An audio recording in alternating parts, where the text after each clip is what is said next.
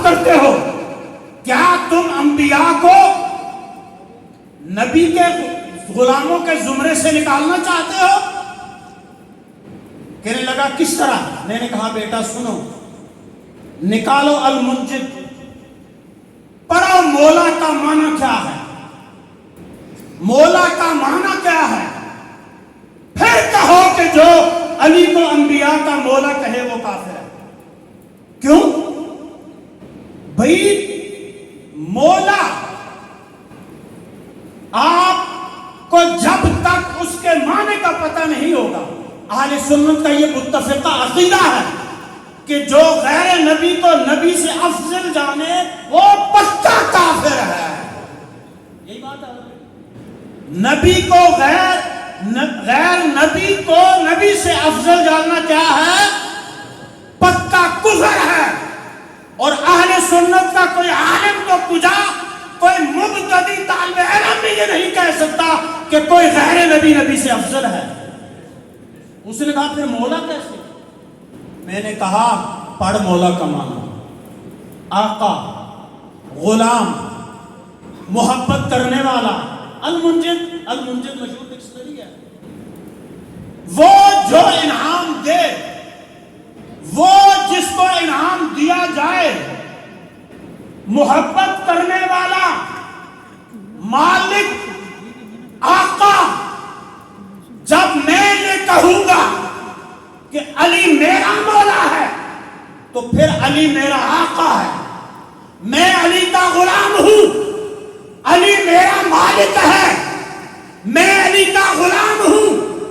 اور جب میں کہوں گا علی موسیٰ کا مولا ہے، علی آدم کا مولا ہے، علی نوح کا مولا ہے، علی عیسیٰ کا مولا ہے، علی آدم کا مولا ہے، تو مطلب کیا ہوگا؟ محبت کرنے والا، انعام پانے والا، دوست۔ کہنے لگا استاد جی تھوڑا سا مطمئن ہوا، اور میں نے کہا آؤ تمہیں قرآن کریم سے مثال دوں، تمہیں خدا کی قسم سنیو، اپنے مقدر پہ جھوم جاؤ، تم خواہ یہ مطلب حوروں کے چکر میں ادھر ادھر چلے جاتے ہو۔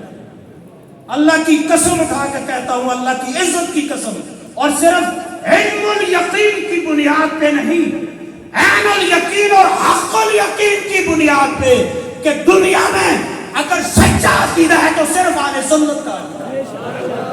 اور خدا کی قسم ہمارے بزرگوں نے پریکٹیکلی اس کو ثابت کیا ہے۔ آج چلو داتا صاحب بیسمنٹ میں چلے جاؤ، ایک انگریز جو نو مسلم تھا اس کی وہاں پہ زیارت ہے، دور طالب علمی میں نے زیارت کی تھی، اب وہ اس کو بند کر دیا گیا۔ وہ کون تھا؟ ایک جماعت تھی بیرون دورے پہ، اس نے کلمہ پڑھایا جیسے سب کو پڑھاتے ہیں کلمہ، وہ کلمہ پڑھ لیا اس نے، بیچارے نے مسلمان ہو گیا، آ گیا، بستر اٹھایا، ان کے ساتھ گشت کرنے لگا۔ پوچھنے لگا امیر صاحب سے کہ ایک سوال ہے میرا آپ سے، میری طرف توجہ رکھیں گے آپ، میرا ایک سوال ہے، میں 2-4 منٹ میں بات ختم کرتا ہوں۔ میرا آپ سے ایک سوال ہے، سوال یہ ہے کہ قرآن مجید میں ہے کہ حضرت سلیمان علیہ السلام کے ایک صحابی نے ملکہ بلقیس کے اس تخت کو، کہ جسے ہزاروں لوگ مل کے ہلا بھی نہیں سکتے تھے، مطلب پلک جھپکتے میں اس کو ہزاروں میل دور سے وہ کیسے لے آیا سلیمان علیہ السلام کے دربار میں؟ تو یہ کنفیوز کر رہی ہے مجھے یہ شاید۔ ان کا ایک چلا ہو رہا، وہ چلوں پہ لگا رہا، تو اس کا مقدر جب جاگا تو ایک مرتبہ کہیں قافلہ گشت کر رہا تھا، داتا صاحب کے سامنے سے وہ گزرے، داتا صاحب کے سامنے سے وہ گزرے، اس نے لوگوں کو وہاں دیوانہ وار جاتے ہوئے دیکھا، اس نے کہا کہ یہ کون ہے اور لوگ کیوں یہاں جا رہے ہیں؟ کہا نا ادھر نہیں چلے، ادھر کام بڑا خراب ہے، کیوں؟ یہ یہاں پہ شرک ہوتا ہے، یہ ہوتا ہے۔ انہوں نے اس کو روکا، لیکن اس کے مقدر میں چونکہ ہدایت تھی تو وہ ان کے روکنے سے روکا نہیں۔ اس نے کہا میں جاؤں گا، تو پھر 2-4 اس کے ساتھ بھی ہو گئے، ساتھ چلے گئے۔ جب اندر گئے، اندر جا کے سنہری دروازے کے سامنے پہنچے، دیکھا ایک بابا جی آ رہے ہیں۔ بابا جی نے ان کے ساتھ دعا سلام کی اور بٹھا لیا، پوچھا کہاں سے آئے، کیسے آئے، اس نے اپنی ایک داستان سنائی. انہوں نے کہا بیٹھو آپ میرے مہمان ہو. پوچھا آپ میرے مہمان ہو بتاؤ ٹھنڈا پیو گے یا گرم پیو گے؟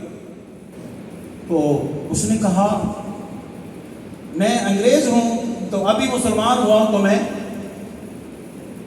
گرم پیوں گا. انہوں نے کیا کیا، ہاتھ یوں آگے بڑھایا اور ہاتھ آگے بڑھایا اور کپ سامنے رکھا جس میں چائے موجود تھی. اب پیالہ دیکھتے ہی وہ نو مسلم بے ہوش ہو گیا. اب لوگ بڑے حیران ہو گئے، لوگ حیران ہوئے کہ یہ بندہ بے ہوش کیوں ہوا. تھوڑی دیر بعد جب وہ ہوش میں آیا تو اس نے کہا وہ بابا کہاں گیا؟ لوگوں نے کہا پتہ نہیں کدھر گیا. تجھے کیا ہوا تھا؟ تو کیوں بے ہوش ہوا تھا؟ اس نے کہا اللہ کی قسم جس سوال کا جواب تم اتنا عرصہ مجھے نہیں دے سکے اس بابے نے ابھی 2 منٹ میں دے دیا. پوچھا کیسے دے دیا؟ کہا جس پیالے میں چائے تھی وہ لندن میں میرے گھر کا تھا. اہل سنت نے ہمیشہ ہمارا عقیدہ سچا